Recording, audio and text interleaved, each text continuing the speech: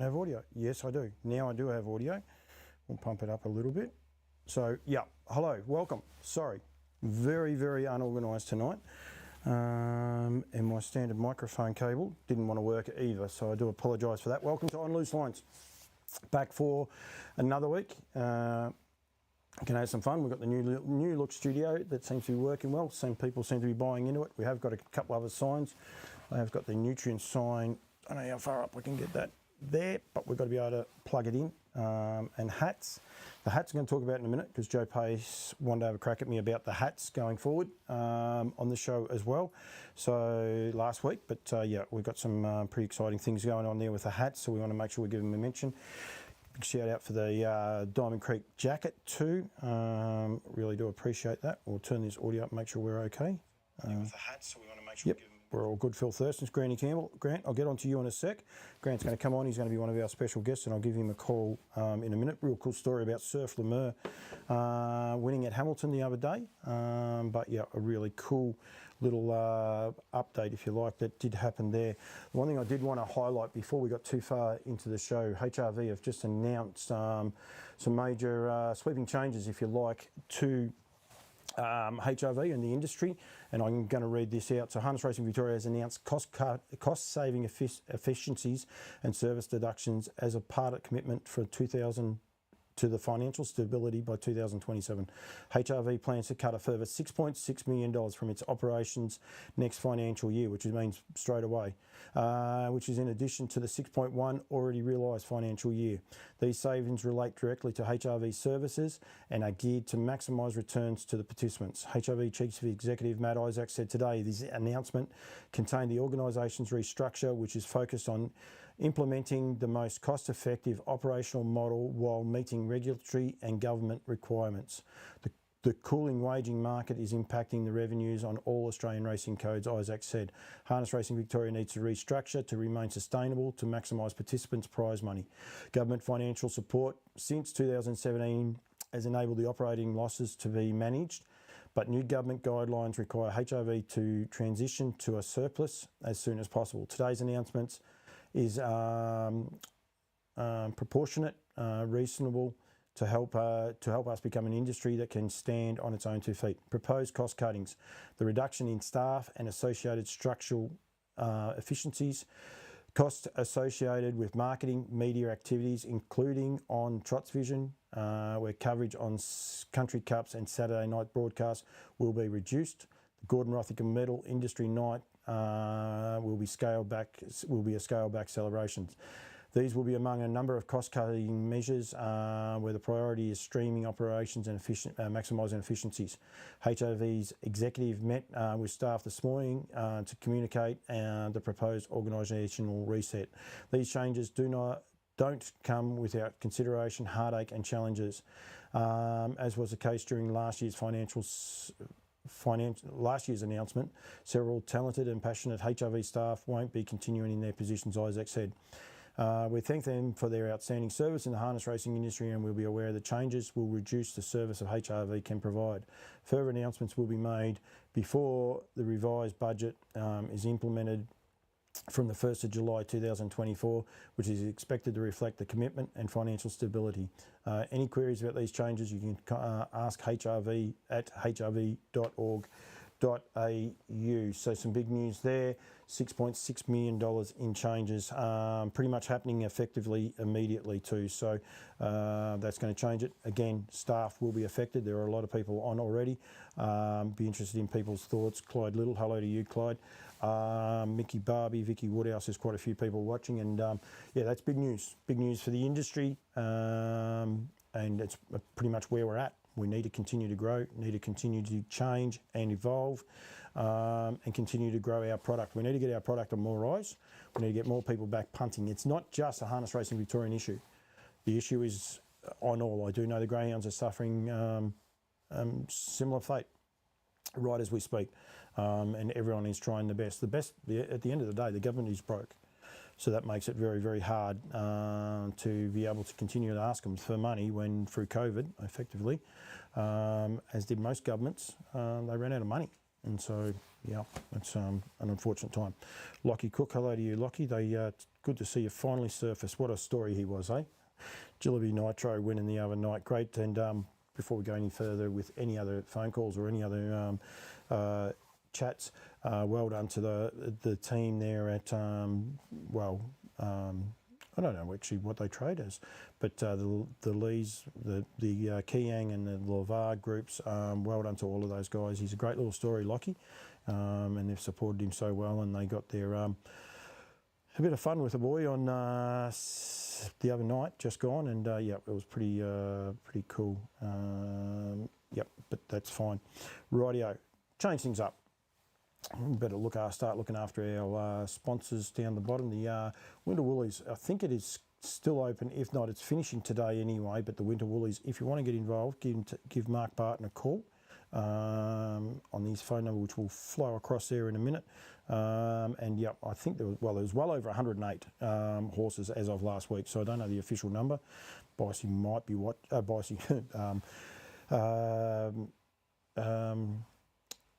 Mark Barton may be watching. Hang on, that didn't work. I've got to go somewhere different. He might be able to give me an official number, but get in touch with Mark Barton there for that.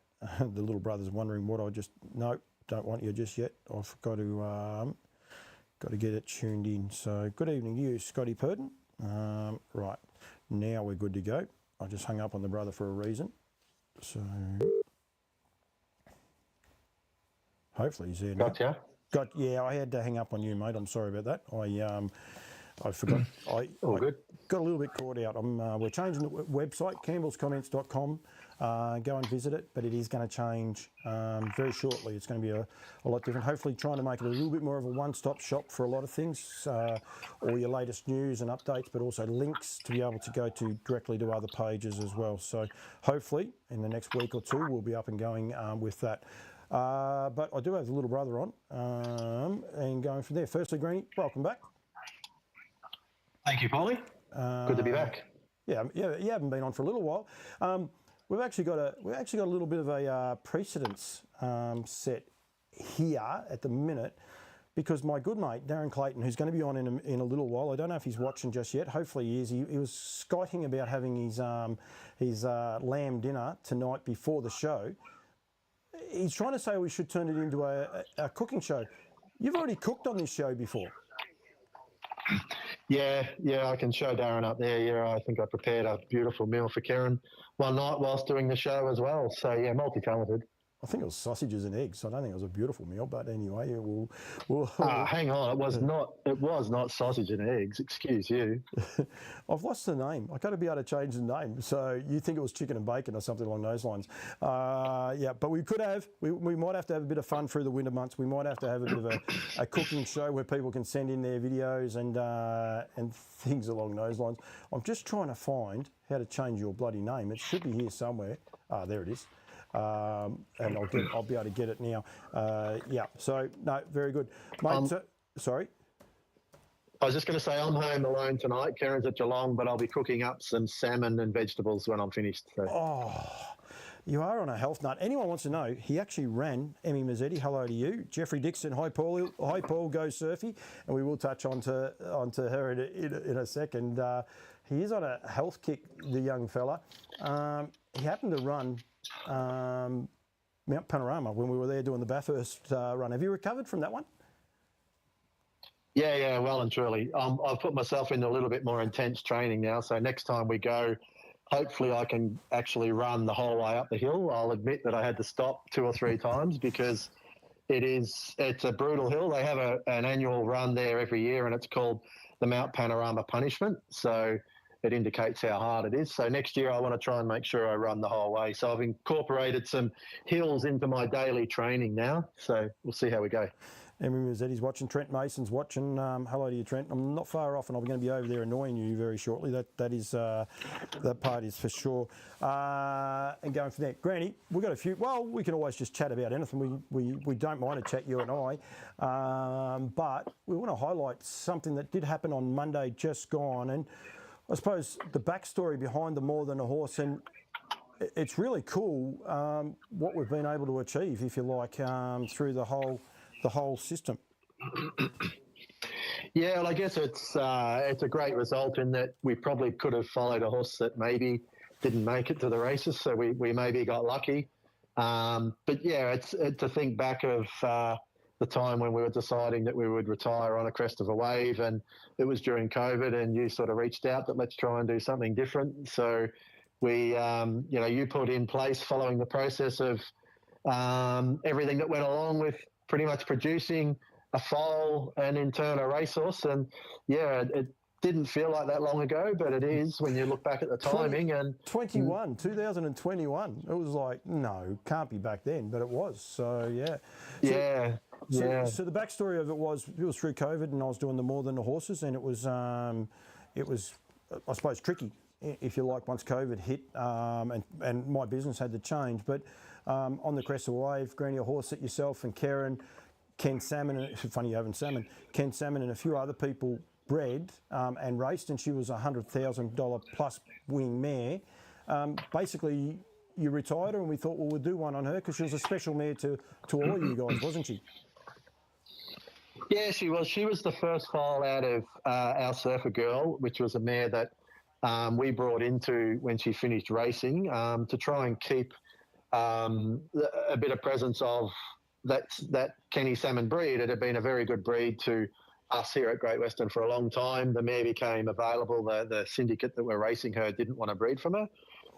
So I said to Karen, maybe we should purchase this mare and see how we go. A lot of the good breeders at the time were breeding with daughters of their good families. And I said, well, let's try that tactic. And she's been fairly successful. Every one of the races so far has won. There's been a few that haven't made it through bad luck. But on a crest of a wave, it's the first foal.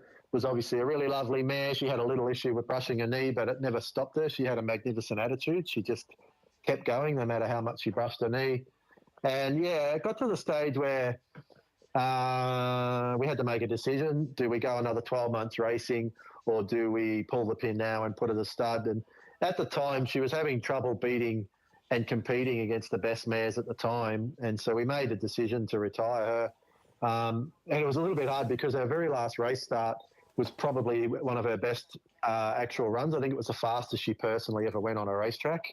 And she was very unlucky. And then, so we made a decision. We stuck to our guns and we put her in foal. And it's one of those things where you always regret it sometimes, because quite a few of the mares that she was racing, that she was struggling against either through injury or whatever, or breeding as well, didn't race on that much after that. So you start kicking yourself and thinking that we've done the wrong thing here. But I sort of took a little bit of hope from listening to a lot of the breeders that talk about, a lot of the best produced mares are the ones that aren't raced to the death and haven't been given 100 starts and things like that. And this mare fitted into all those sort of categories, as far as she only had 51 race starts. She wasn't an old mare, and she retired 100% sound. So, yeah, hopefully after Monday, it now seems like it is worthwhile, and she's been a very good mare to get in foal and to keep horses on the ground. So we have what do we have? We have a Rock and Roll Heaven colt on the ground, and she is in foal. I think there's another one. I think I'm missing one. She's in foal to a Rock and Roll Dance at the minute. So I can't actually show you because I want to just show the last 400. Now, the only thing is, for some reason, which is what technology does to me, it doesn't want to be clean, although it's about to get clean. That's Karen three back the fence. Anyone that hasn't seen this, and it just stalled on me, unfortunately. Not sure what's going on there. I mean, reception's good here at home. Here she comes, three back the fence anyway now. What a finish, Granny, she's got. Just brilliant finish, isn't it? Like she wants to win this little filly. Yeah, that's one thing that she's shown from day one. No matter what you do with her, she's had a wonderful attitude. Anything you do with her, I shoe the horses here at home, and I couldn't believe how easy she was to shoe from day one. She was just such a kind little horse. And anything you do with her, she accepts it. She doesn't argue with you. And she showed there on the racetrack that she's got very similar speed to her mum. She might have better speed than her mum, hopefully, in time. But her mum had a good run first up. I think she sat leaders back at Maryborough and got out and quite surprised us with how quick she sprinted that day. And Keren's sort of had to keep a little lid on this filly. She's been very excited about her, but has not wanted to go an early crow or anything like that. And we've still got a long way to go, but it's lovely when they do start off on such a good note like that. And yeah, Kez was a pretty proud mum, I can tell you that. I actually haven't spoken to her since. Craig Judd is on Ben Stud. I'll give Ben Stud a wrap in a second too, because there is a lot of people behind the scenes that have helped with this mare. I think it's really cool. I'm going to pat myself on the back in a way because it has worked. Like you said, sometimes, Granny, you can get a horse that won't go on and things along those lines, but what has worked is we've continued this on, just random going there to Ben Stud. Like I think initially after you, we went to CAF, find out the whole process about how American Ideal or Merrick is going to be collected, what's going to happen, the process. Then I went to Ben Stud afterwards when she was a foal. And trust me, the farm was outstanding because there was a few things going on behind the scenes there as well. We went and done a random visit one other time. And then the highlight, I reckon, of one of my interviews, my random interviews, Grady, is the day I got to drive a track work. Mark Commodore, he just said, why don't we just work them? And I said, well, what about if we did a mic'd up? And he's like, oh, okay. And it was so much fun to do something different and just highlight this filly in a different light. It's ended up being a really cool story that people can go back. I'll put it in the comment section, the link. I've made a playlist up on YouTube where you can watch all the 6 interviews so far of this filly. But what you said, Granny, there at the end about Keren is she actually didn't really want to do the interview because she didn't want to say what she thought of the horse before the horse race, just in case she was wrong. And I said, well, we're not mentioning whether she can run or can't run. And I nearly got drawn in myself. I almost drew her into asking her that. And I was like, oh, no, don't care. We don't care because it is a journey. And like you said, it's worked out beautiful because the journey has ended up that this horse has ended up making the races. But it is a journey and it's such a thing. And this one's worked out great. But a lot of people don't realise how much does go on behind the scenes getting horses to the racetrack. No, they don't. I could very easily sit here and say that I knew exactly what the outcome was going to be when it was sort of my decision to push for the mare to be retired. And I was really keen to put her to a really good stay-in straight away. And so I could sit here and say that I knew it was going to happen, but no one knows that.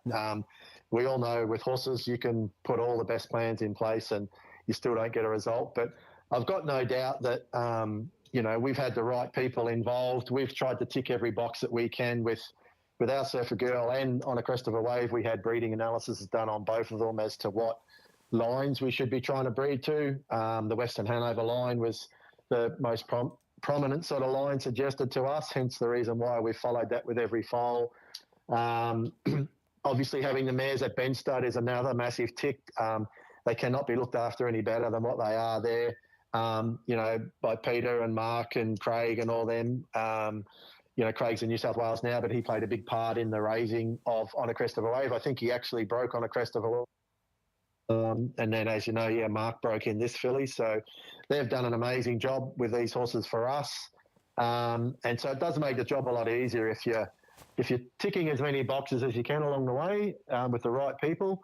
And you give yourself a much better chance at the end. And there's a huge amount of luck, but we really thank them a lot. Everyone that's had anything to do with this, and I can understand why Keren or yourself didn't want to say too much about it because racing is an amazing leveler sometimes. But I was sitting on a plane taxiing at Sydney Airport, ready to take off to Hong Kong, and our flight was delayed slightly, which enabled me to watch it. And I was luckily the pilots didn't abandon takeoff because they could hear me yelling back behind them when I was cheering for her to get home. But thankfully, they had their earphones on and they couldn't hear me. Can you describe it? Because it is unique when one of your horses wins. Can you describe the feeling, Grant? Obviously not the greatest feeling. She got the speed wobbles just a fraction into the first turn. They were rocking and rolling pretty hard into the first turn. And 26.6. Exactly. And as you know, horses that work on the Great Western Track are not exposed to those times. This little filly's felt like she always had it. I drove her at the trial at Horsham when they went very slow, but for about 20 yards off the gate, she she dropped her bum and she went to take off, and it gave me a really, really nice feeling. And then we walked and we only went 2:15 or something, and that was fine. That was all she had to do on the day. But and then I've worked with her a couple of times here, and yeah, she's looked good. And you know, when Karen likes one, it's a good sign. She doesn't usually like the bad ones, so that was encouraging. And then just to see her still sitting so quietly on her on the corner, my gut said to me that if she gets a run, I think she'll be thereabouts. And when she took, fortunate that the leader's back came to the outside and it gave her a little run up at the sprint lane. But after she'd taken about 2 strides into that sprint lane, I thought, I think she's home.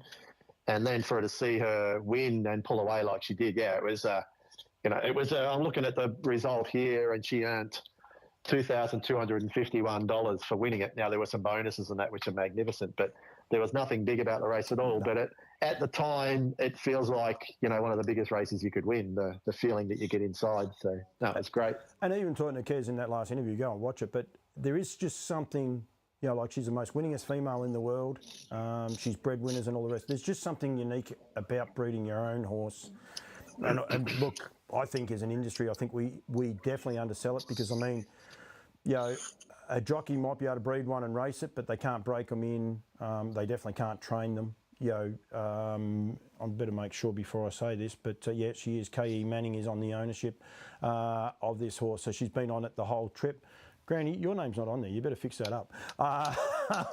But she's it's something very, very unique that you can own a horse, train a horse, breed it, train it, break it in, which you guys didn't do, but you can if you want to, and go through that whole journey. And it's something that's so unique to harness racing, and I'm convinced it's something we need to be able to sell and get the message out there about the whole trip. And if you're an owner and you're close enough to your trainer, you can still be a part of it. You don't have to actually do it, but you can still see each of those processes, and as people go along.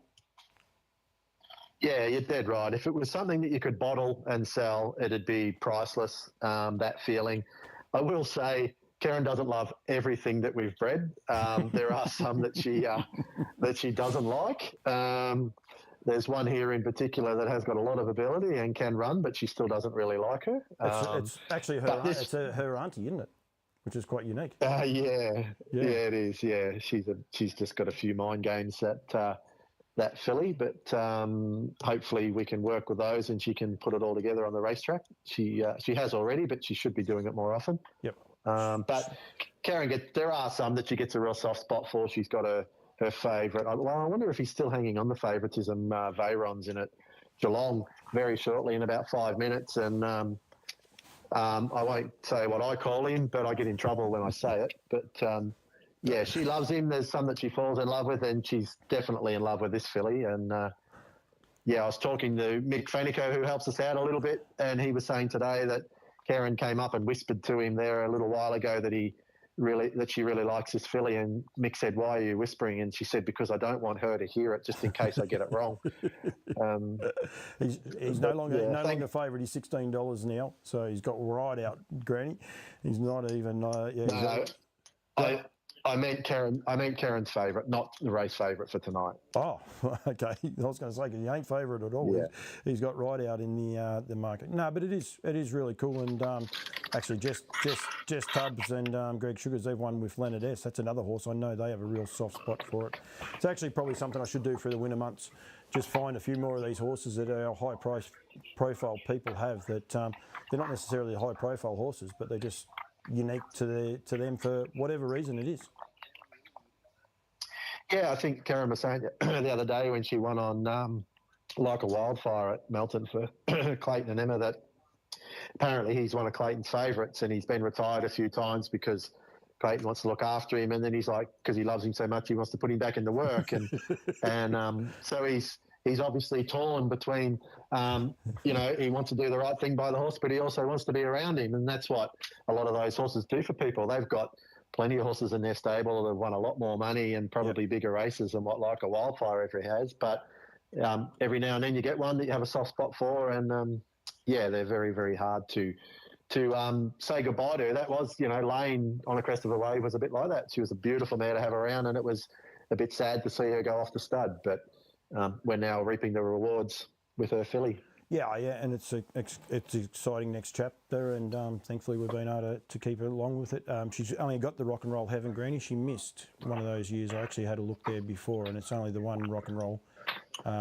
Heaven on the right.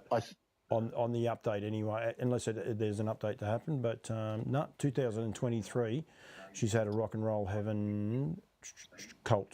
So yeah, so she missed back. She's only been back one other time by that. So yeah.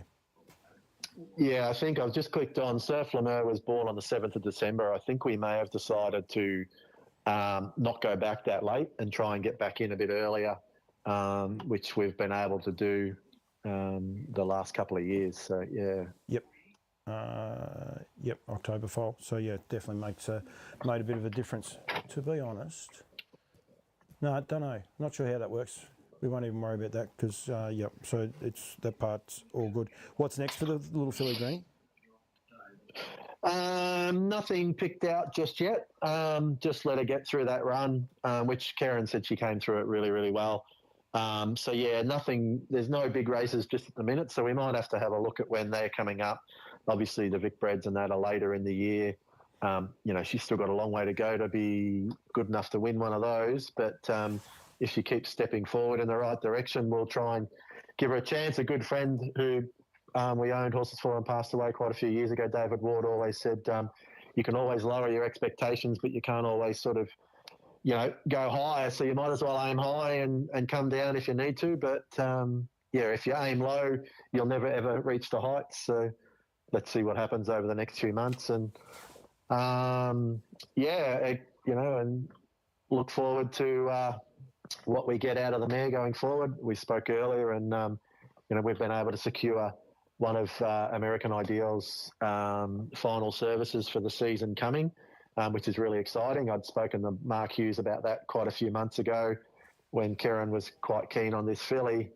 It was even before Merrick actually passed away. And then when he did, I spoke to Mark again and said, are we a chance of getting one of those? And he said, yeah, I'll put you down. And immediately after the race the other day, when she won, I sent him another message just to confirm that we did have one. And yeah, we are lucky enough to be confirmed as a booking for him in the season coming. So she's in foal to a Rock and Roll Dance, and all going well, she'll then be served by American Ideal again via his Frozen Seaman. Hughes, he only watches on YouTube. I only just got the YouTube page going up. But and look, they're great supporters of mine. They make these things possible, these supporters that get behind me. So, of course, got to thank them. As I said, Kath McIntosh, the team at Ben Stud, like you said, Granny, it's a full team. But yourself and Karen as well for doing it. And, I think it's a great little story. I was just reading then, Granny, there's an additional 6 2-year-old events through June. Their new strategic plan's been put in place. So there's great. They're all $8,000 races.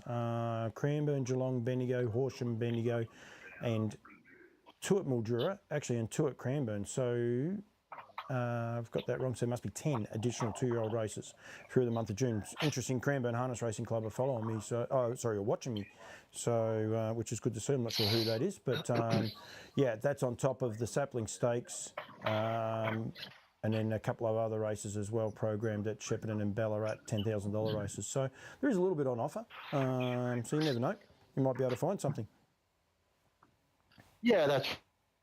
We need to do as much as we can for our young horses. They are the future, and as I said earlier, that race wasn't worth a lot of money, but they HRV were in a position where if they got 8 acceptors, they would have run the race for $7,000. And I guess we have to accept that in the industry, that we cannot be pulling big money out of races that cannot produce big money back for them. So, but because they add the extra dollar to the $4,500, then the filly got a full Vic Bred bonus, and very fortunate.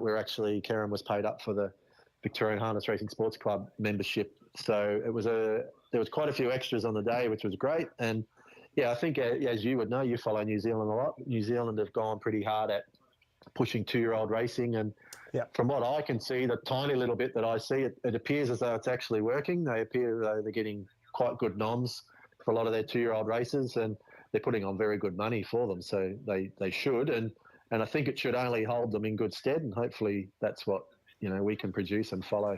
And they're also still racing those sneaky little ones. That's the one thing I do like. I'm not sure the prize money, but they will run 3 and 4 horse races, but they're just not TAB events. But at least those horses do get that outing too, which is always good.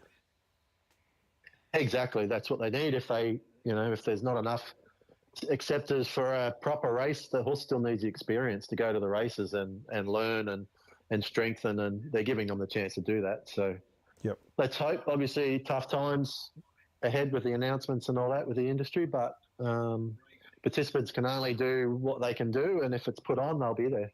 Yep, that's exactly right. And they're big cost cuttings, and people are going to lose their jobs and their livelihoods. So it's tough times, but hopefully we can come out of it at the other end and start shining like a few of the other states. It's hopefully we can change that up.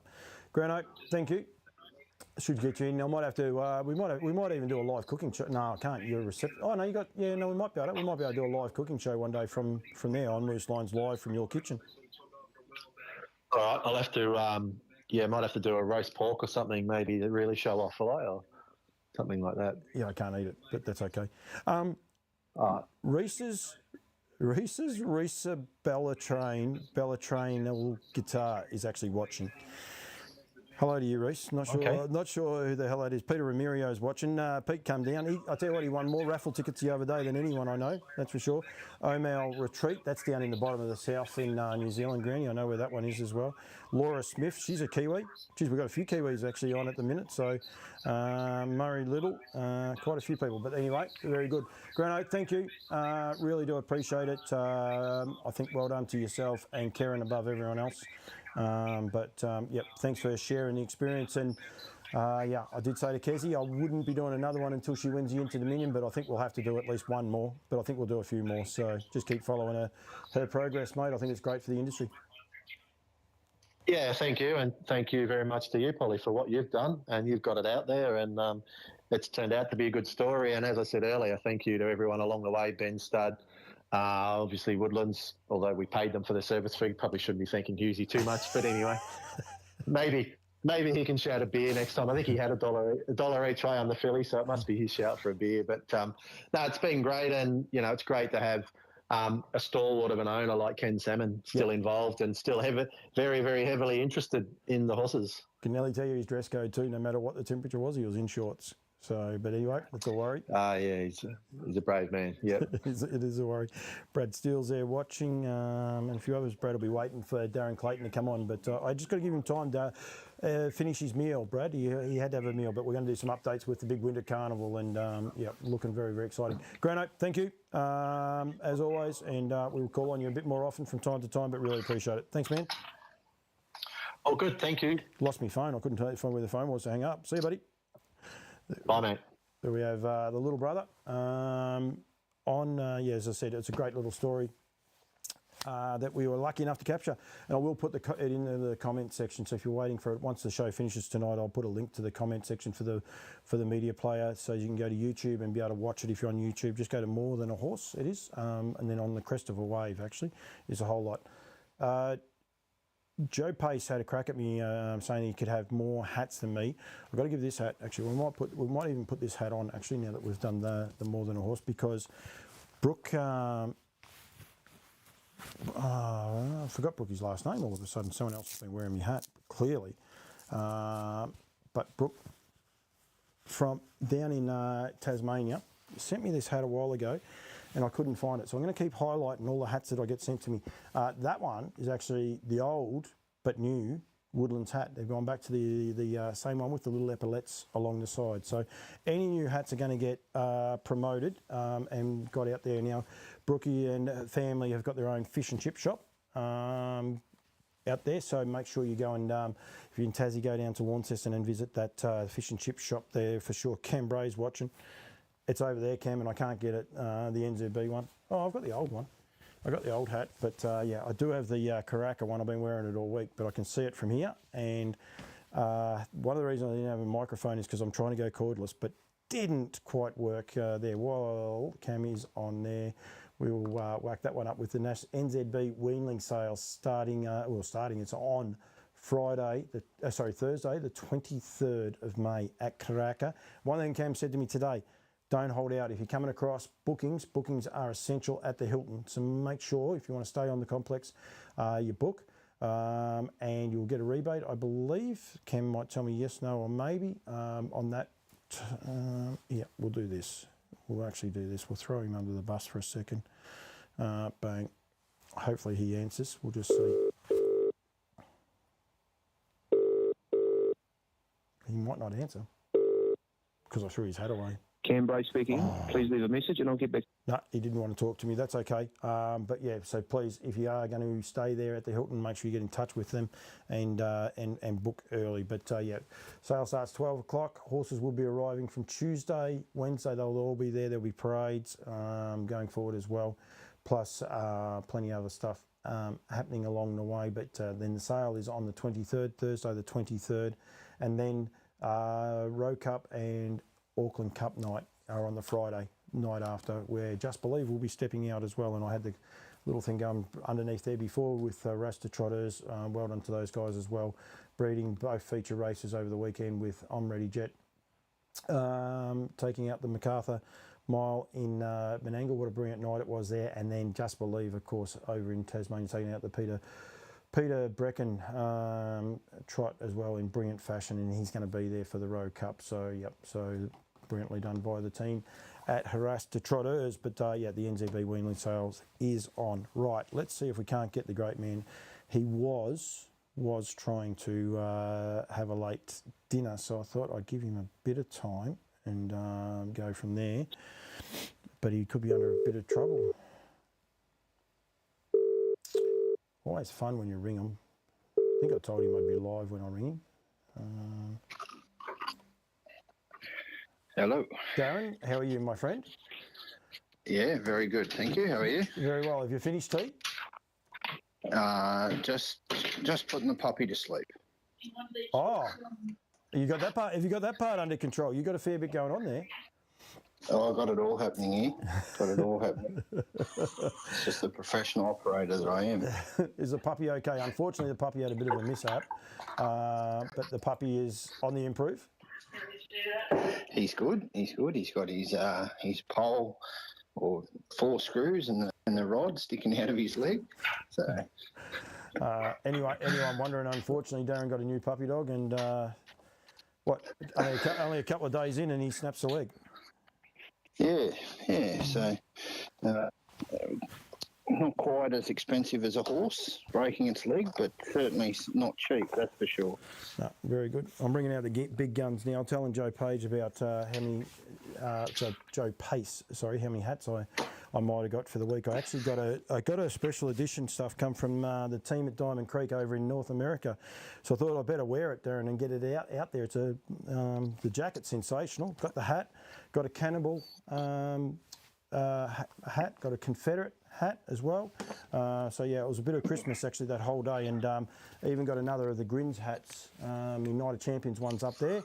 But yeah, this is the second edition of the hats, and I'm pretty impressed with that, the 2024 model. So I'm pretty shameless, mate, with me. Oh, actually, in the pacing for pink hat, beautiful hat done by the team at Club Menangle as well. So yeah, well done to those guys going there.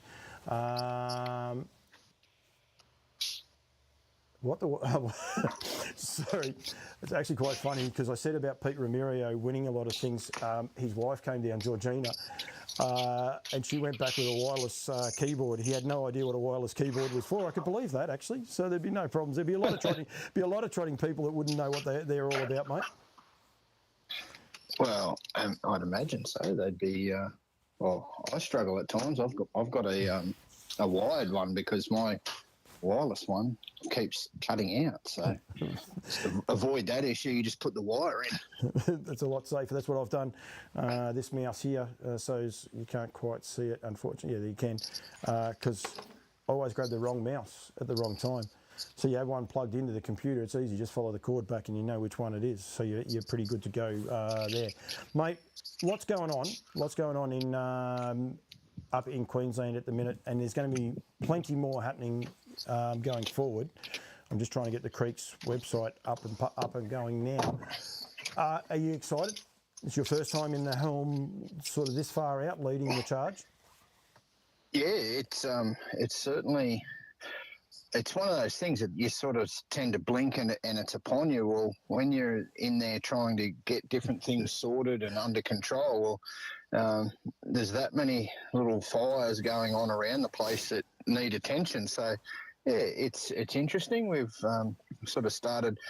We've got some boxes on site for any trainers or owners who want to come to the carnival and sort of don't have, another trainer that they know or is prepared to sort of help them out. So we do have some boxes and they're filling up fast. I think we have 28 off the top of my head, and we've already got 21 of them booked out. So if anyone out there is thinking about the carnival and wants some on-site stabled boxes at the creek, you better get in quick because they are nearly all gone. Don't let that deter you. If you can't get on track, you certainly there's a list of potential sort of trainers up here that are prepared to give facilities out to those people who are travelling, like we always do in this sport. We help each other out, and there will still be a list available for anyone staying. I heard David Miles talking today on one of the radio shows, and he's already got his golf clubs packed apparently, so he's ready to come. They tell me he's a pest. They tell me you don't want Dave Miles staying at your place, so apparently he never shuts up. Well, I'm happy to. You got nothing, have you? I can tell you right now he's upset with me hat too, but he's actually not watching. Don't worry about that. Taylor Gillespie is. There's no worries. There's a few people. Jack Capewell's watching as well, so there's a few people on watching. Just went off the site. We went to something else then. But we've got plenty of people watching and getting involved. Now, if you want to know anything about this Queensland Carnival, now's the time to send your messages through. If you want to know anything about roast lamb, send those messages through as well. But, we might have to organise that through the winter months. We might have to have a little bit of a cooking show, if you like, going forward. Radio updates, if you like. The Protos, well, where do you want to start, mate? You're in charge here at the minute. Yeah, so you've said Protostar, and that I'm looking outside and can see a few up in the sky, so let's go there. 10 slots in this race. Australia, New Zealand's richest 2-year-old race, $500,000. It is a slot race. 10 horses will start in the field, so 10 slot holders. 4 of those slots have been snapped up, another 2 last week to take it to 4. So the first 2 that were locked away were Ladbrokes taking Fade Awaits and Darren Garrard Racing taking My Ultimate Barney. Yep. The next 2 were filled last week. Jamie Dernberger-Smith had his own slot.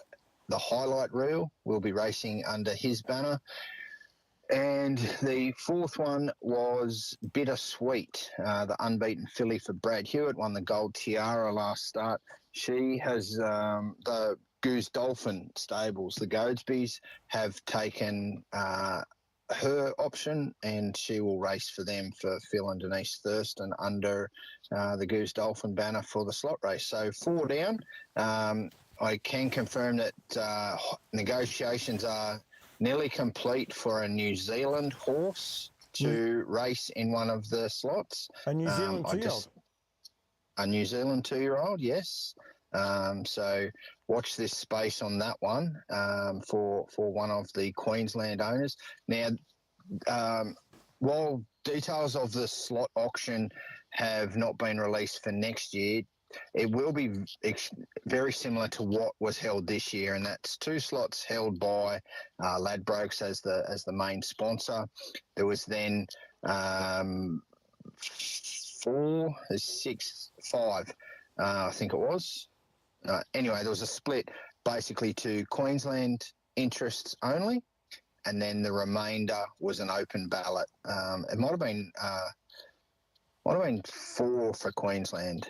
Anyway, as it turned out, I think there was 13 people applied for a slot in the initial one. So for this first one, so there were 3 ballots that missed out on a slot for the first one. So It went a little bit under the radar. So next year, for next year's race, 2025, I'd imagine the slots will be much better tendered for those slots. So once people realise this is a $500,000 race up for grabs for 2-year-olds, so like I say, I think it went a little bit under the radar. So that's the Proto Star. Hang on 4 a sec. slots. Hang on, you got to come back up for a sec for a bit of air. One, I've got the Goose Dolphin hat on.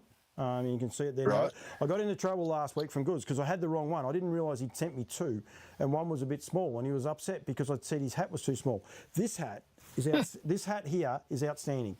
It is brilliant. I'll give the other one to someone with a pinhead. There's probably plenty of people around, but this hat is outstanding, Goods. So well done, and he's got a slot. So I thought, well, hang on, good opportunity here. What about the brother though? Not only is he giving you a hard time about the cooking, he's also putting his hand up. Maybe there's a little spot for Lakey. Now, Lakey is Surfe La Mer, mate. Had 1 start for a win. Very, very impressive at Hamilton on the weekend. Do the fillies get a barrier draw advantage, or is it random draw?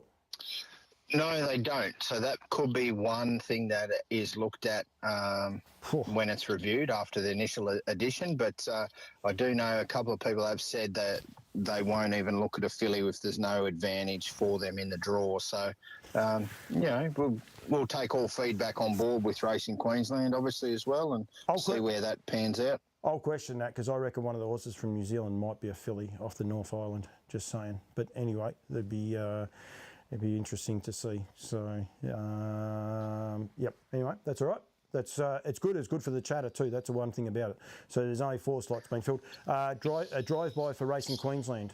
Put the other 2 horses in if they were announced last week.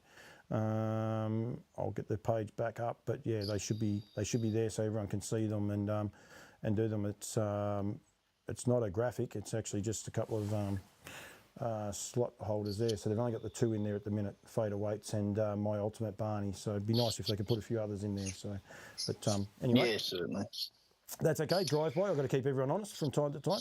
Yeah. I'll get a phone call from the fellow Carlton man, David Brick, and he'll tell me off. But that's okay. I can handle it. That's all right. There's a few drive-bys to be had, so it's all good. Yeah, so that's the Proto Star. Let's go to the Great Square. You said you had Taylor Gillespie. She's been watching. Well, Head 'em Up is one that's potentially in line for the Great Square. There was some discussions about giving him an invite.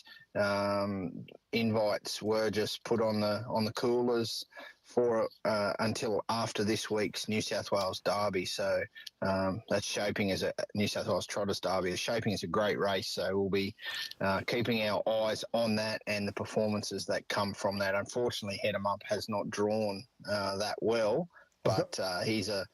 I've actually got the field up there in front, and this race does have the fillies' advantage as well. So a filly like Kiang Zihara, who was so impressive the other day, I'm sure she's on a few people's radars and comes up with barrier 1 again. Val Florenz, Valtino, AJ Volstead, another Queensland horse that I'm sure is on the radar. He's only been beaten once. Mega Spur, Pinny was outstanding, another filly. Thunderstruck, Agent Black, Head 'em Up, and Maximus Meridius. So a lot watching on this race. And of course, this race last year was won by Rockin' With Attitude, who came out and ran 4th in the final, mate.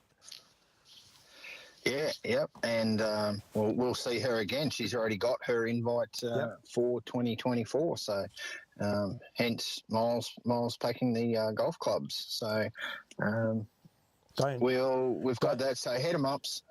Don't take him on in golf. He can. He's very boring, very straight. No hook, no hook, no slice. Just very straight, very frustrating, hard to beat. But anyway, he hasn't tuned in yet. I'm waiting for him. There's no fun in playing golf like that. You want to get your money's worth, see a bit of the course. Got to find a tree or two. That's right. So yep, rightio. So there's a fair bit to play out with that race going on. Yeah. So once that's done, there were initial invites. There was 3 issued. The defending champion London to a Brick, Rockin' With Attitude, and Not As Promised. Not As Promised is now out of the carnival. So his invite comes back into the pot. The other invite that has been issued is to Sunny's sister, who won the New Zealand 3-year-old trotters derbies and Oaks last year, defeated Not As Promised in that derby. Connections haven't confirmed or denied that slot as yet, but I think come the New South Wales derby, if that hasn't been taken up, that potentially could be off the table as well.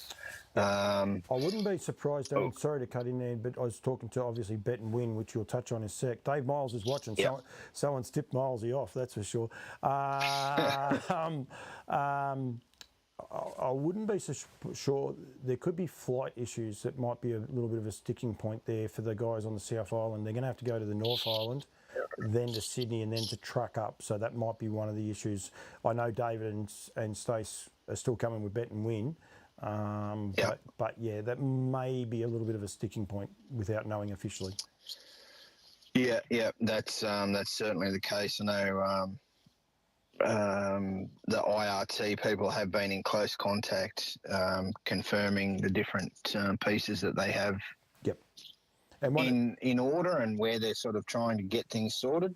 The other, of course, that you just said, Bet and Win. So he'll be here, and he was good again. He took the invite before his most recent start, so he was. Wasn't he good?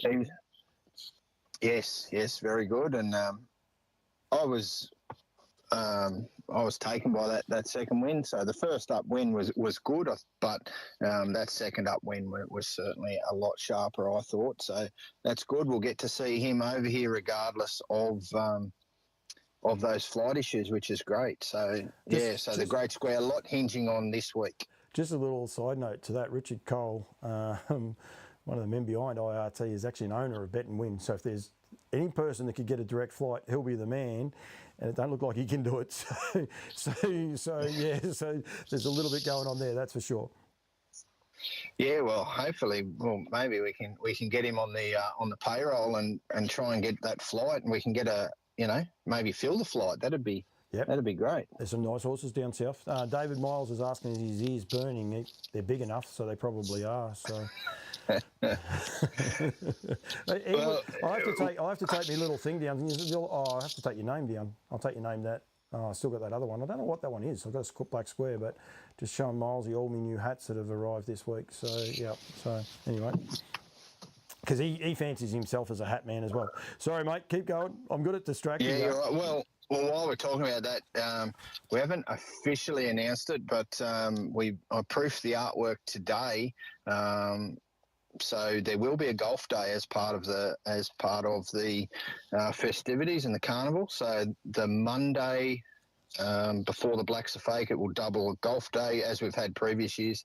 Golf day into the Black Safake barrier draw. So if anyone else is thinking of coming, maybe, and you're a golfer, pack the clubs, because that's a great day. Yeah, absolutely. He reckons I'm 200 behind him. I'm going to have to produce them all one day. It's going to be a long show. Campbell's Kitchen rules, Scotty Purden. No, I reckon we can come up with something even better than that. Don't worry about that. But that's okay. It's going to happen. Looks like it's going to happen. I don't know where I'm going to do it, but we barbecue. Maybe I can do it in Queensland. Brad Steele was watching before. I was cheeky the other day. I said I need to get a flight up there. You never know what might happen, mate. We might be able to do it at Albion Park in the kitchen before one of the nights, maybe after the golf day. Now, Milesy, what's first prize is a cap, Milesy. He wants to know what's first prize for the golf day. I'll come up with something. Right. Brad Steele's throwing you nothing as yet. Brad Steele's throwing you under the bus. Paul, the Creek have just launched the new Leap to Fame merch. You might have to hit Darren up. So is there a hat for Leap to Fame, is there? Hats and shirts and a few other little goodies that we're just keeping under our hat. The hats are on sale, so mate, but a few other things there that you might see at the golf day. Maybe I need to send you my address, mate, just so you're aware of where I live and things like that. How's that sound? Yeah, that sounds good. And don't forget too, we also have those Leap to Fame sports cards. There's still a few of those left if anyone was keen on picking up one of those. They were limited to 50 and there's not many left now. So mate, I don't know if they've been pretty good. You can see it. I actually went looking the other day. David Miles handicap's 27. Do not believe that for a minute. I don't know if you can see the screen. I went looking for a photo of the little brother. only because the last one had him in Lower Long Farms jacket and he doesn't work for Kath anymore, so I thought I'd better do the right thing by everyone. And these little chestnuts came up, and I reckon I've got one of these hidden somewhere, but they were a bookmark, just with the drivers and their signature. Pretty cool little thing to do, actually, isn't it? Pity no one uses bookmarks now, but I mean, surely someone could come. I think that's a good novel way of promoting it. 5 of 13. Actually, there was only number 4 of 13. Okay, so there must have only been, I don't know if Granny's still on there or not. Both better-looking brothers, D. Douglas as well. Darryl Douglas actually had a broken leg in a mishap at his work. He works on the roads as well. Man, I'm all over the shot tonight. But, yeah, that is what happened. Dave Miles, did you get yours on one of those, I wonder? So, yeah, but interesting number there on the bottom of those. Darren, only 13 of them printed. So I wonder... Was it out of a set race, perhaps, and the 13 drivers I don't know. involved? Grant might be still listening. He might know a little bit more. I didn't see that to the bottom. But, yeah, something unique anyway. So when does the merch come out? Sorry. It's out now and it's available, so it should be on our website. If not, it's also being sold through Garrard's Horse and Hound on track, so you'll be able to get some through those guys as well. So it's out and about. We had Grant Dixon and Trista Dixon's 2 of their boys. The third young fella wasn't at the track that night, but we got them to model it for us, and we took a few snaps to put on the website to sell it. So, Jai and Thomas were the willing models. So, in between pony races. Can I throw you under the bus? Whereabouts on the website would it be? If it's on there, I'll bring it up if I can. But what's on news, dining and bars, membership, sponsorship, racing, and about? Maybe racing. Yeah, I think that bus has just splattered me completely, Paul.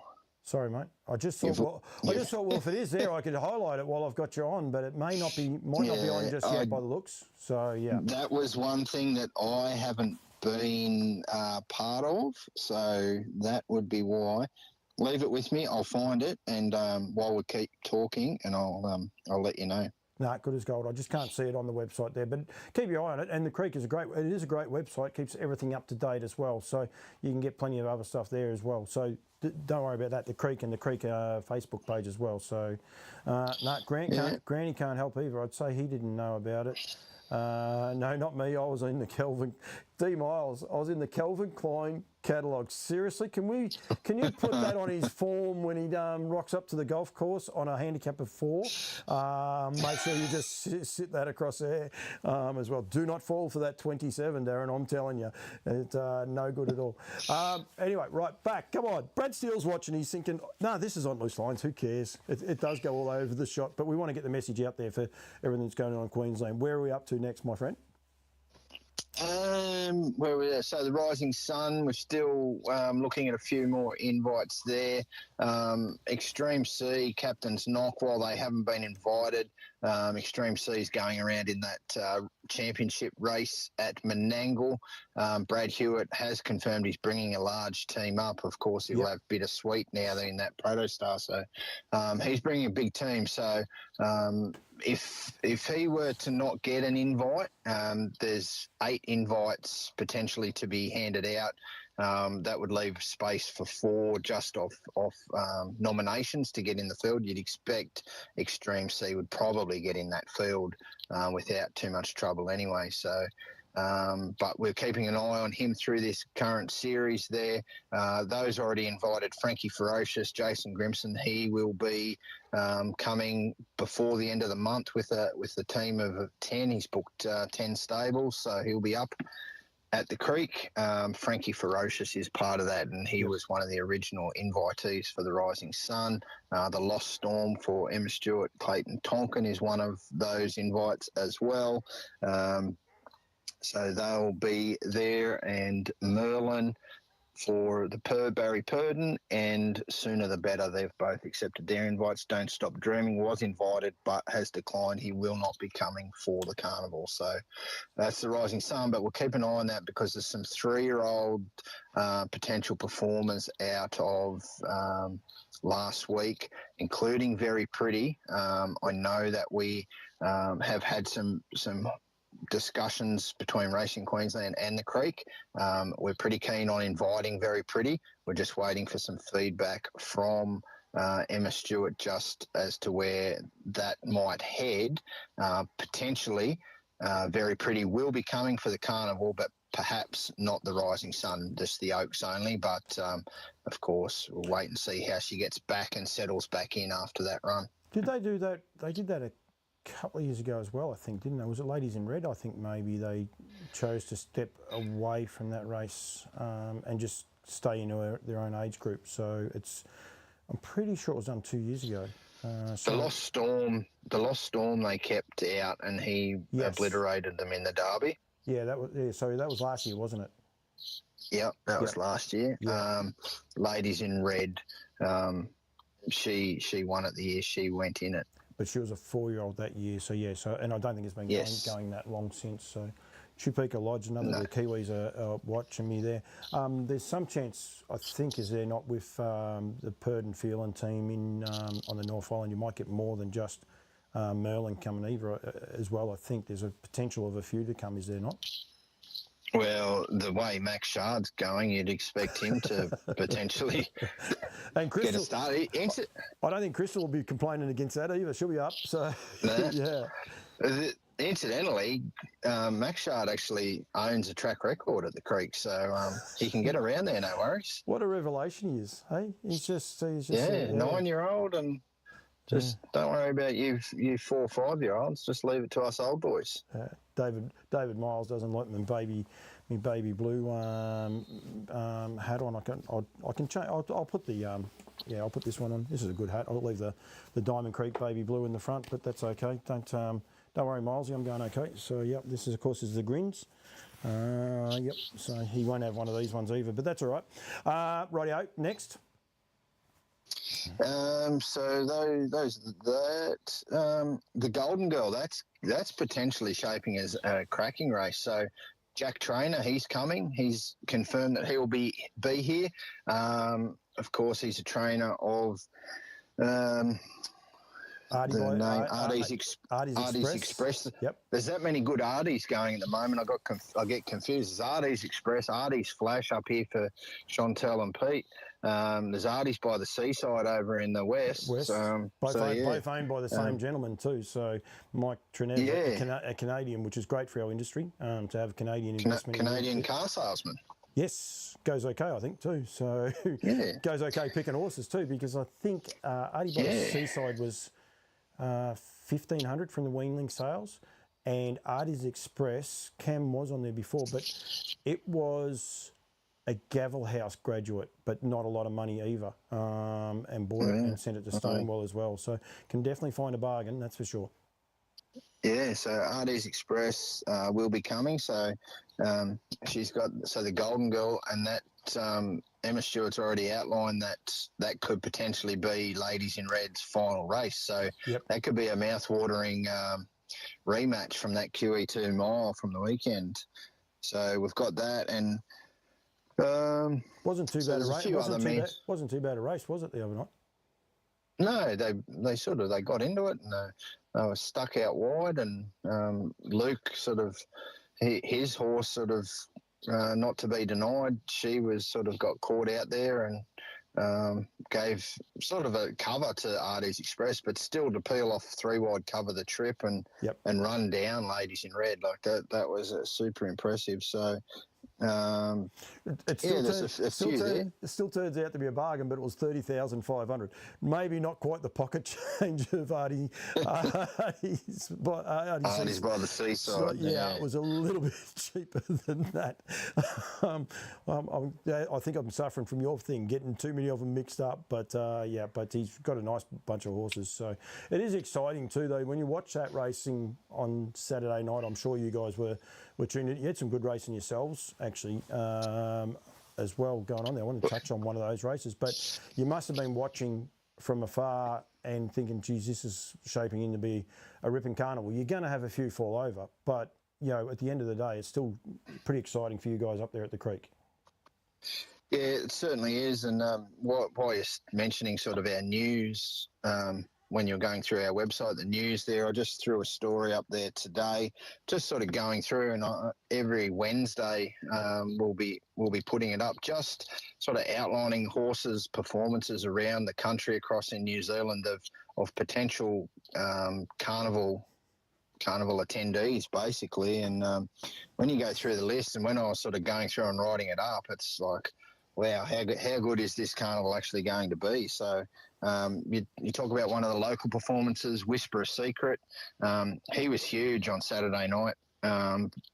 Charged across from gate 7 to lead at the mile, and Pete McMullen just kept him rolling. He's 3 on the bounce now, Whisper a Secret, and he could potentially be the best 4-year-old in Queensland. It's probably a little bit of a vacant title, I guess, or sort of up for grabs now that Frankie Ferocious has left. For Real Life got turned over at his first run back on Friday night. So it could be that Whisper a Secret is the best 4-year-old in Queensland, but there's plenty there to challenge him. Artie's Flash went around in the free-for-all, stuck it to Turn It Up, and actually didn't let him across for the first 600. And He what? unfortunately Turn It led Up to couldn't cross someone. Turn It Up couldn't cross Artie's Flash. Wow. Wow. So if you go back and look at that race, it was lickety split. They were low flying What race? in the early stages. It would have been race 6. I got it. I can't show you. I can't show everyone the whole race. So what I can do though is show the first 400 metres, because I can't get into trouble for that. So lead time, I think 35.2 or thereabouts. But yeah, that's only. Turn It Up in 4. Wow. Wow. No love lost. No. No love lost there at all. I'll turn it off before I get into trouble for showing what I shouldn't be showing. But wow, that never happened. Is that the first time that's happened? So we eventually worked to the lead, but I did the figures. About 2 months ago. Turn It Up's drawn the front line at Albion Park. I think it was about 36 times and been held out once, and so Saturday was the second time. Wow. And the other time was by Cruz Bromack. Right. And he goes okay. He went okay. 13 Cruz. So Yeah. Now Cam has got back to me here. 30,000. Then bought the mother in foal with a foal at foot. All falls to Express. Wow. I'll look that up while we're actually going. So I was able to showcase that website so people can see that. I still can't find. I don't think the merchandise is up there, mate. I'm sorry, but No. Yeah. I'll find that, but I do know it is available. So I'll find that at some point and be in touch with that one. But I do know it is available. So get in contact with me tomorrow, and we'll be able to point you in the right direction. Yeah, and go from there. What else is going on up there? There's always plenty happening, mate. Yeah, certainly is. So we've got all that. 10 race cards Friday, Saturday night. So not only that, there's plenty happening. And over at our crosstown rivals, not rivals, our friends at Redcliffe, they're in the middle of their trot rods. They're one lap sprint, so that's going well. It's the third or fourth night tonight. So I was going to say, you'll get yourself into trouble. Bernie was on before. One of the great names. Yeah. One of the great names, Bernie Ring. I always thought it was some sort of setup. But no, definitely not. You'll hear Bernie's dulcet tones if you lived on Brisbane's north side. He's a disc jockey, whatever they call them. He's got his own sports show on a Friday night on the north side of Brisbane, one of the radio stations there. So I'm not sure whether he's still on the trains as well. He used to be a train guard. Yep, he was. Last time I spoke to him, he was there as well. Norwell going ahead, David Miles is asking. The latest information from Racing Queensland is that Norwell is up for sale. The land that it was going to be will be sold.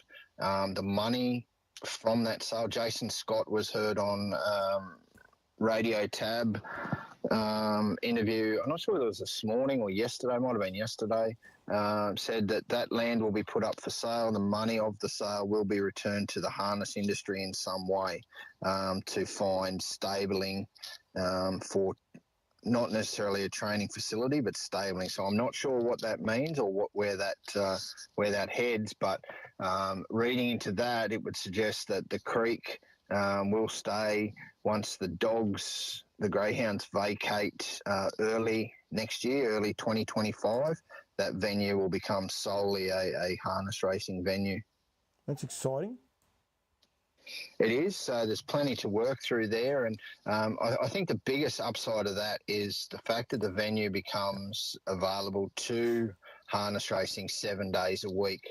And that doesn't mean obviously racing 7 days a week, but that means just finding other income sources and ways to generate revenue away from racing.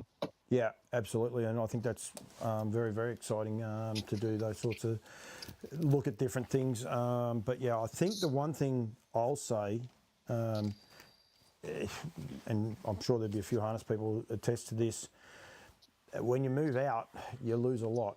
So although it does definitely have its, I suppose, issues, if you like, Albion Park, it does have one magical thing. Every time you rock up, it's Albion Park, and it's got a great feel and a great way about it. So, you might be there every year, you might be there every day, you might not have been for 20 years, but it has a great feel and a great way about it. Yeah, it certainly does, and we're not, we're not denying the fact that the place does need, quite a bit of work in different areas, but at the same time, the potential is there, and the venue is already there, and we already have it, and we already have the ability to really get it back to the top class venue that it has been. And while our racing's great and everything on track, and we're doing the absolute, we're probably performing better than we should be considering the venue we do have. We look forward to the ability to have a world-class venue at our fingertips and be able to use, and like I say, just generate those extra revenue streams that can pump straight back into the sport. Yeah, and it's not always the size of the track either. There's so many ups and downs to those sorts of things, and you only have to watch North American racing. A little round jug is on a saucer, basically. Well, the cup and saucer, I forgot what that's on. It's in Canada. It's on one of the islands. I want to go there one day. I think it's New England Island. Might be wrong. I probably am wrong. But it is a saucer of a track. Like, it's tiny, yet it's a time-honoured race that people want to win as well. So there's all these tracks and all these pluses and minuses to the size, but I don't think you can take a feel away from anywhere, and that's the one thing you guys definitely have there, which I'm not here to bag Melton, but that's one of the things Melton doesn't have, that same feel that Moonee Valley had. So, yep, we're probably better off for not being there, but still interesting. We were saying there before, Cam said there before about how he bought the horse afterwards. So Artie's Flash is a 2019, so it's a 3-year-old. 10 starts, 2 wins. It's got a best time of 1:55.4. And then always Artie B. Mickey has got a 54.9, and it's had 9 starts for 2 wins. So he's not going too bad. There is, look at him looking after me. He's flying. Seaside, Seaside, Seaside. I reckon he might be a little bit taken by Artie's Express. No. Oh, that's the other horse. No, Artie by the Seaside. Sorry, I had the wrong one, but he's gone to Seaside with those 3 horses. So, yeah, it's good for there. Dave Miles, he ain't missing me. He's throwing. It's interesting that he picked on. Do you want to know something, Darren? Like, he picks on this baby blue, the traditional blue of Diamond Creek. Like, he definitely doesn't have one of these hats. He has a set of shoes that colour that are disgusting. And now he wants to pick on me for wearing the Pacing for Pink hat. I mean, it's, I think well done to Club Menangle, all their track staff and everything. And Darren, sometimes I think we go overboard. This has just basically got, I'll see if I can get it a bit closer, Pacing for Pink just typed across the front and Club Menangle at the back. But just gave it that bit more of a sea of pink, if you like, at the club. So I think they did an awesome job there last week, Club Menangle, because there was so much just pink around the place. And, it's for a great cause. Plenty of people have suffered breast cancer or are suffering from breast cancer, and we want to find a cure and a cause, and it's just a great way of getting it out. And hopefully, I've made Milesy feel a bit bad about giving me a hard time at the minute. Yeah, well, nothing like what you said before, a few drive-bys on the run and cop that D miles. As I said, you make sure you put him on at least a handicap of 4, if not less. Do not get sucked in. David White was on there before. I think Dave White goes okay on the golf. I will give one bloke up. If he does happen to go up there, Woodland's own Cameron Grant, if he ends up there and ends up in the golf game, give up now. Just pack up and go home. Can he hit a ball? Okay. He's mean. So, yeah. I might have to go. That could be my job, mate. I might have to just go and be a roving interviewer. We'll just see how we go. Yeah, you can do that, or maybe the way you're going, you're penciling yourself in as the handicapper. Maybe you can be the golf handicapper. Or, yeah, maybe, or the heckler, one of the two. Yeah, David Miles, tailor-made hats, triple extra large. He hasn't got a big head. He thinks he's got a big head. He can't even beat me in that. I can beat him in that contest as well, so it's all good. Mate, thank you. A little bit, all good. A little bit out of sorts. We might do a proper one night. We might just sit down and we might even get another junket for P. Campbell. I tell you what, Milesy, I don't miss them. Get Bricky, and we might just talk all of it once a lot of the fields start to be finalised, and a few more updates on the Kiwis, what Kiwis are coming, and that we might be able to do a few more of those updates, mate, and get the message out there. But anyone wanting to know like accommodation and that, can they get in touch with the club? Yeah, certainly. Just give the club a call. It'll either be myself or Kate in the office, or we'll answer that phone, and or someone get in contact with through the website or social media. Someone will get back to you and give you all that info. Of course, we've got a couple of hotels just directly across the road too. So if you're looking for somewhere to stay, there's that option as well. So it's all there, and we're looking forward to another bumper Constellations Carnival. Yeah, and I think that's one of those things I say. Like, that's one of the unique parts about it, is you can literally walk there. You can raise a sweat with that walk sometimes with your humidity, but you can literally just walk straight across to it, and it's there. You can go to Breakfast Creek afterwards.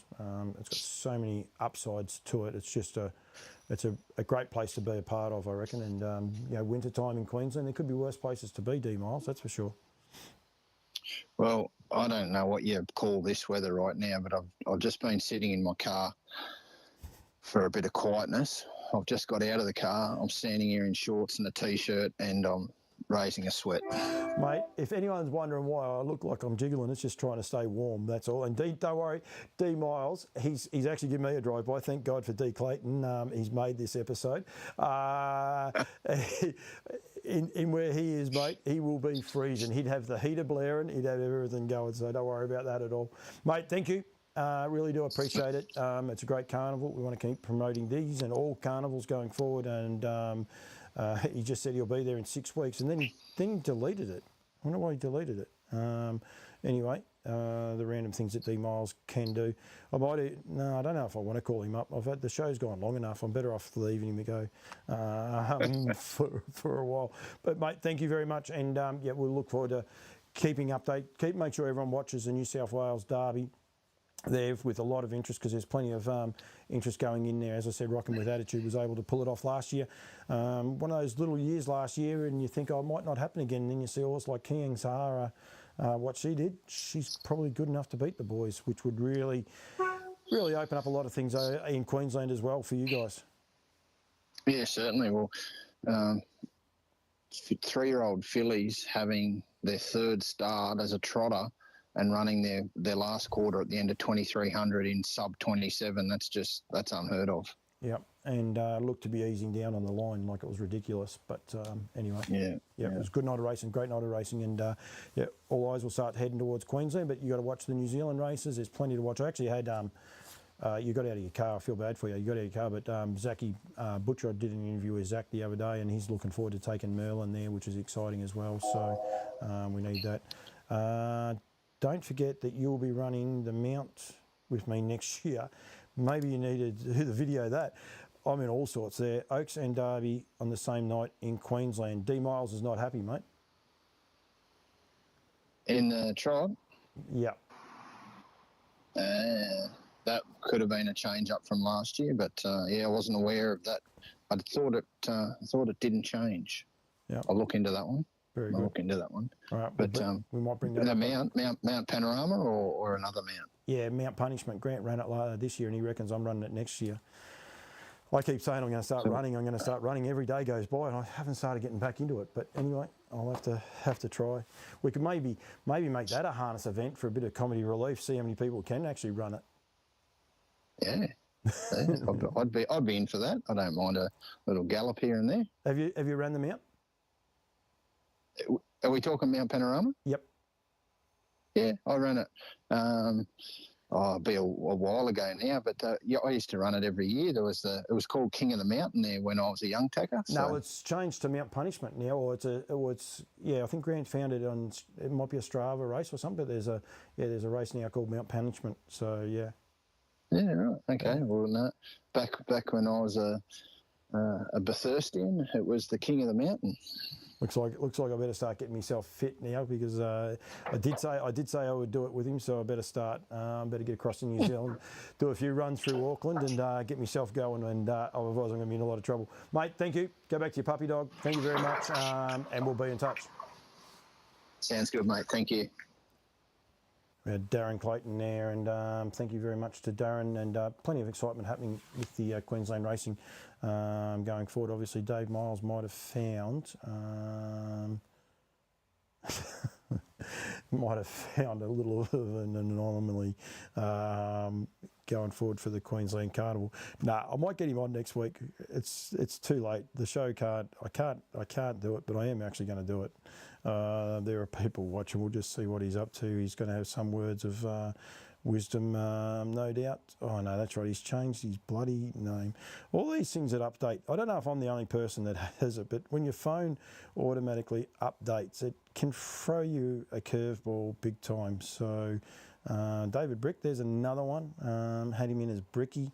Then they update their own phone things and changes it. So. Mr. Campbell? David, how might you be, my friend? David, you've called me David. I must be in trouble. I only get David when I'm in trouble. Well, I just looked at to try to look for your phone and your name, on my phone, and because you've changed it because of your own changes up. How is the weather? How is the weather in sunny Montevideo? Absolutely glorious, mate. It's a beautiful, balmy -2. It's one of those good nights. You obviously didn't go to Shepparton. No, Geelong. mate. No. Geelong. I meant it's Geelong tonight, isn't it? Geelong. Yeah, I knew it was Geelong. Yeah, of course. Yeah, how could you mix Geelong up with Shepparton, Paul? Seriously. Yeah. I had much more important things on tonight, like half a bottle of red. Oh, no wonder I've been getting so much sick. That's why your ears were That's why your ears were burning. It had nothing to do with me. It was a red wine in the fireplace, you see. So, some lamb skewers and a nice bottle of red over the charcoal grill, mate. You can't do any better than that. Well, you probably can, but we won't go there. It's a bit of a cooking night. I'm going to have a cook-off one going forward. Looks like I've got to update your photo too, Milesy, by the looks. That'll do. I'll do it that way. That'll actually look pretty cool. This one, you'll be happy. You're nervous now, but it's. No, I'm never nervous, Paulie. Mate, there's nothing that you could do to me that I haven't done to myself. Yeah, that's probably true. But anyway, there you are, driving, rocking with attitude. I'm not sure where that one. That must be the Vicbred final. Looking at the back of it, actually, I would say. No, it wouldn't be a Vicbred. Oh, yeah, maybe Vicbred 2022. I'm not sure. It's got a funny picture behind it. I don't know. Turns out Margie Lee's watching. Hello to you, Margie. Well done the other day. So actually, hey Margie, what a champion effort that 3-year-old filly Saturday night. Unbelievable. Isn't it good? Unbelievable. Isn't it? It's good. Like that's the only way to describe that filly. It is very, very good. Like she and a beautiful patient drive from Jace. He didn't panic and was in a bit of trouble early. Stuck back on the fence and. Knew the horse he had, didn't panic, just balanced her up. And once he found the big open spaces of an angle, she let down and she was amazing. Funny thing that happened, Milesy, I found myself, I'm like, I will video anyone doing anything. If I and post. Well, Paulie, you need to rephrase that. Oh yeah, good point. But if on the racetrack, people celebrating, I'm more than happy to film them and get the footage. I actually found myself watching Marg, Auntie and Lockie and the two guys that own the horses with them. They're a little bit bigger, and that. I was just like cheering for them watching it, if you know what I mean. I didn't get the phone out to video it. It was a really odd thing, but you could tell how much it meant to all of those guys that win. Any Oaks means something, but I think that just meant a little bit more to the family. Oh, any of those wins, their Group 1 wins at any level are amazing. And, these guys have put in a lot of money and a lot of time. They put in a new track, a new stabling enclosure. Jason Marg have recruited Andy and Lockie and some of those kids. We're only as good as the people behind us. Yep. And Marg and Jason are probably getting all the accolades, but Andy and Lockie deserve a massive pat on the back because without those people behind us, we can't do what we do. And I'll never forget when Noel Alexander and Jane Davis were going fantastic. The people behind them were great. When Andrew Peace and Vinnie Knight were going great, the people behind them were going great. So it's a credit to the people who pick up the boxes and make the feeds and all of those things and make it all work. And Marg and Jason and the Lee family have put a lot of money in, and they've done a great job. And not only are that filly winning Saturday night, but on the whole in Victoria over the last 3 months, they've stepped it up to another level. Yep, no, totally agree. And they present, and they're awesome for me. And Jace is terrific.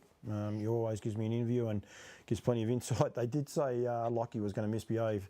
He may have gone missing for a day. Apparently, good on him. May have had a little bit of trouble getting the head off the pillow by the time he put the head on the pillow. So yeah. Don't blame him. I would have been the self. And Scooter Lee, after his episode at Horsham, he deserves all the credit he gets. What happened at Horsham? Scooter, you haven't heard about Scooter? Oh, sorry, yes.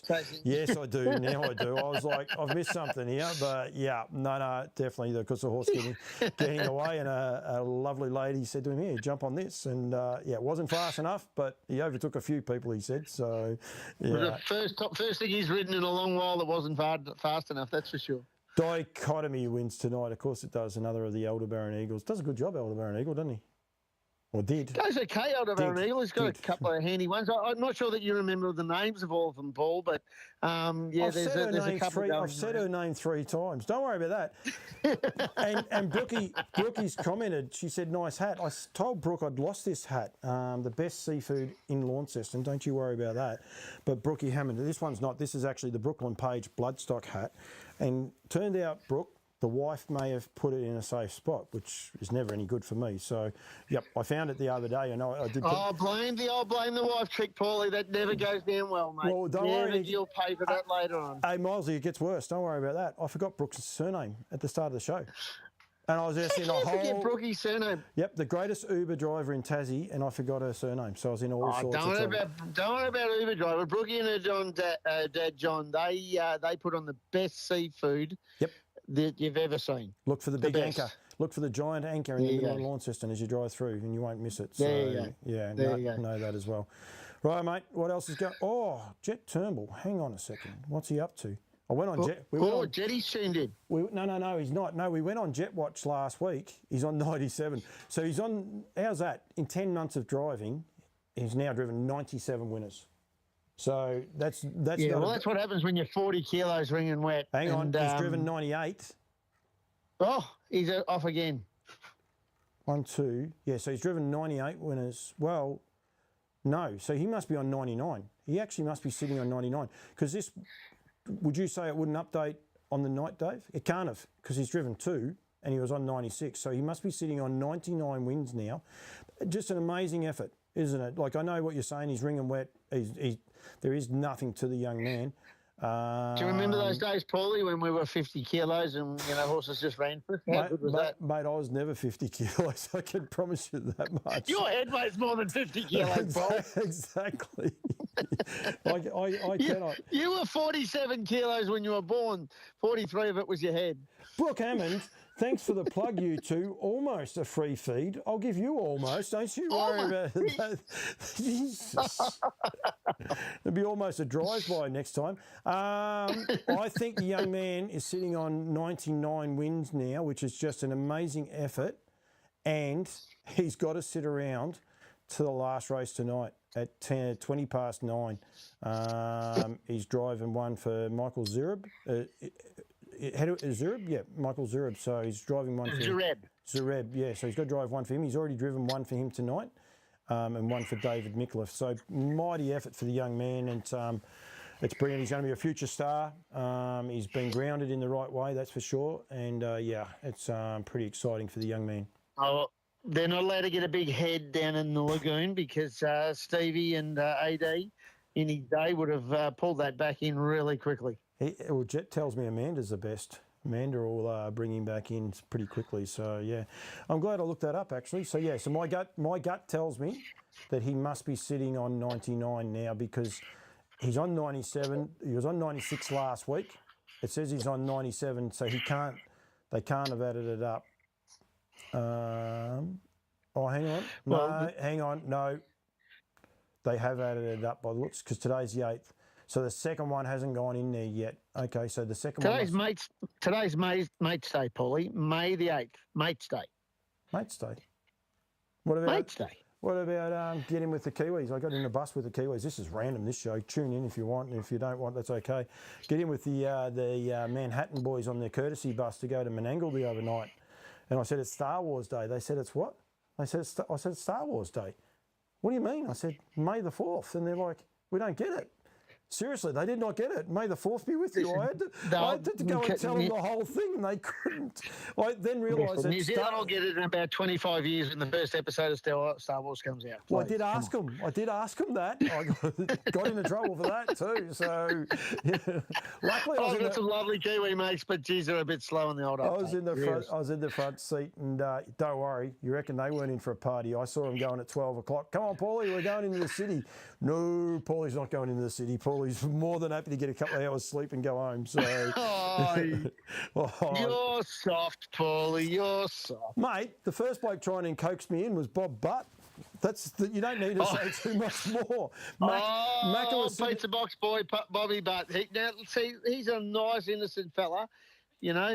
Bobby Butt, he's a great fella. He wouldn't lead you astray, not at all. Brent McIntyre was sitting up the back of the bus, so don't you worry about that. So, Brad Steele, Paul, here's a little teaser for you. There is a world first new race to be run at the Creek, February 2025. Expect full details to be released in 60 days.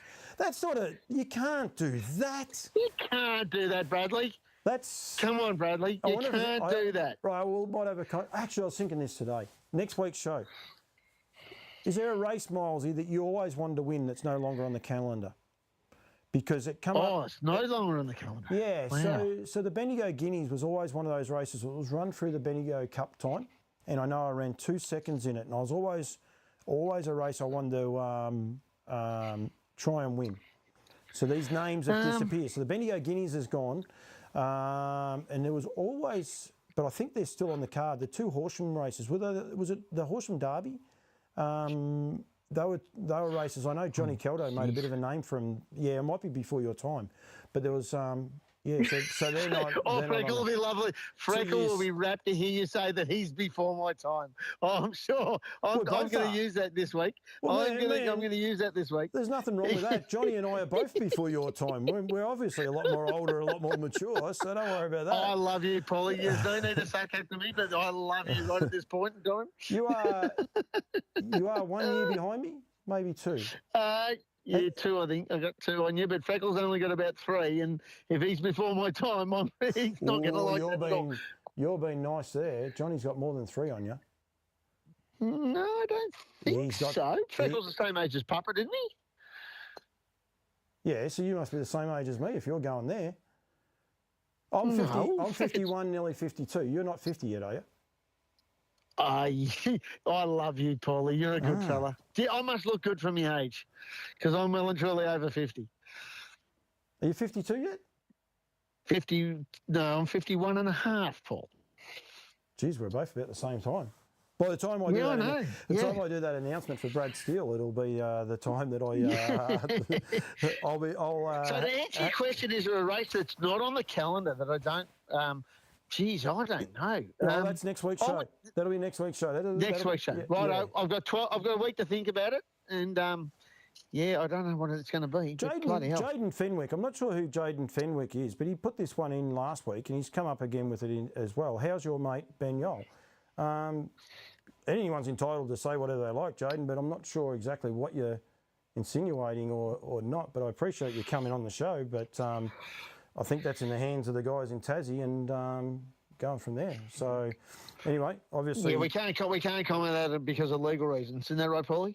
Yeah, well, yeah, but I'm not even sure what Jaden's on about.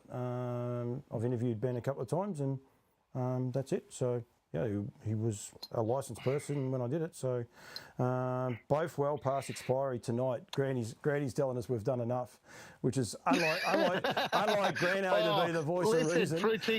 Listen, tell Fruit Tingle Boy needs to just pipe back, get back in his box, because otherwise we'll start really telling stories. No, you'll behave.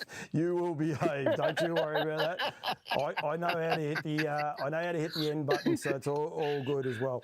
Milesy, I am going to call it a night because we could get dangerous, but that'll be my show for next week. Brother. Plus, I'll have to have my hats. This week's hats. Do you like the jacket though? You've got to be upset with the jacket, don't you? It's a pretty cool looking jacket. I don't get upset with anything, Paulie.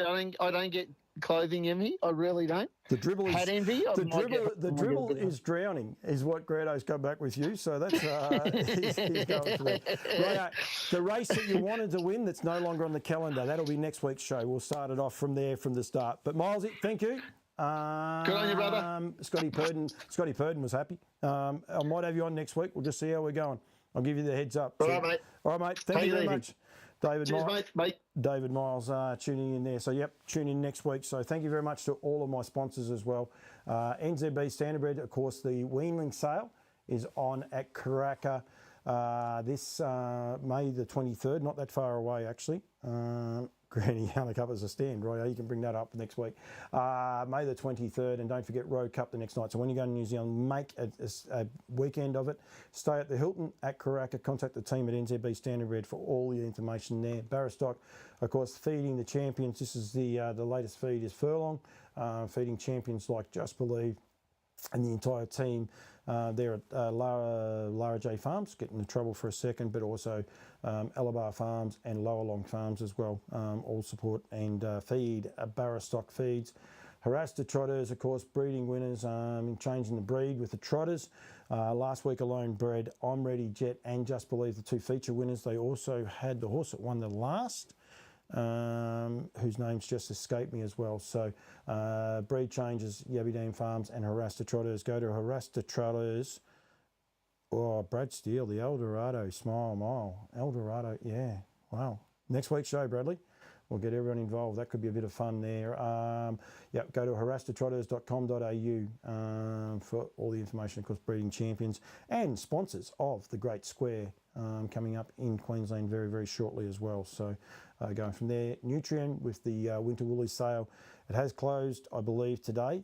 Might be still open, I'm not sure. But, it definitely closed. It will be coming on through June and we'll be live. One of the shows will be live, so that'll be a bit of fun. I'll have to get someone in the studio with me because there is plenty to watch and lean with. That's on. And then Woodland selling 41 weanlings and 1 yearling in this May 23rd. Weanling sale at Karaka. Contact the team at woodlandstud.co.nz for all your information. There'll be some more little videos and adverts coming out in the next couple of days as well. So get in touch with the team at woodlandstud.co.nz. Thank you to everyone who has watched and tuned in and had a little bit of fun. As I said, on Loose Lines. It's just a show that I enjoy.